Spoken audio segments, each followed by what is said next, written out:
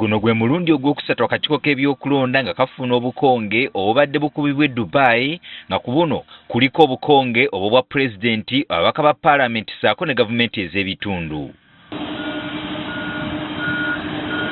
Olwaleero bookisi z'obululu bwa gavumenti ez'ebitundu 246 ze zituusiddwa nga zino ziriko amannya ga disitulikiti gye zirina okutwalibwa. Julius Muchunguzi nga yayogerera akakiiko k'ebyokulonda atubuulidde ebikwata ku bululu obufuniddwa olwaleero.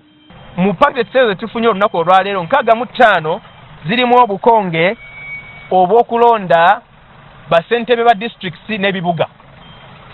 Bu pallets 181 mulimu obukonge obwabo ba district directly elected councillors.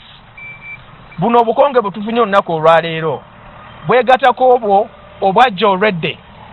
Ku Sande mumanyi twali wano nga twaniriza obukonge obulala obw'aba district and city chairpersons awamu ne district woman councillors. Ono era atubuulidde nti akakiiko akakati kafunye obukonge bwonna obwetaagisa era nga balindiridde bulindirizi lunaku kutuuka. Okufuna buno obukonge kiraga obwetegefu n'enteekateeka y'akakiiko k'ebyokulonda okukakasa Bannayuganda nti buli kimu ekyetaagisa okutegeka akalulu n'okutandika ak'ennaku z'omwezi 15 guno omwezi ogwa January aka presidential ne members of parliament directly n'abakyala tuli bulindaala era buli kimu ekyetaagisa weekiri.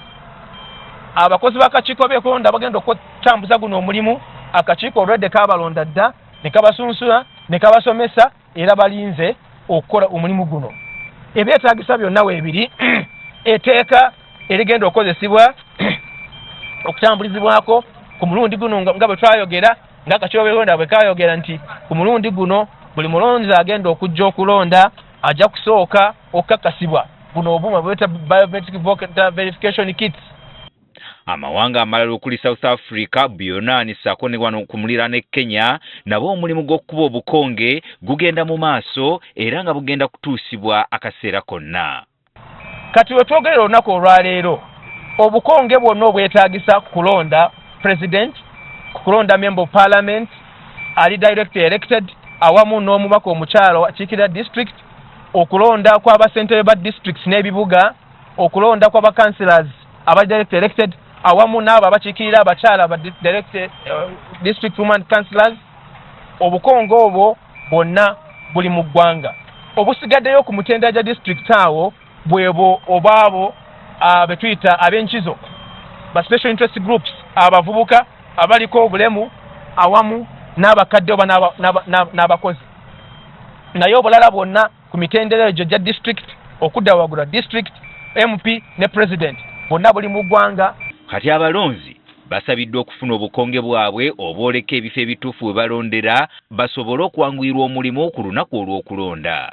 Nti omulonzi bw'atuuka ku polling station ekisooka ajja kulagayo endangamuntu ye oba buno obukonge bwayita voter location slips.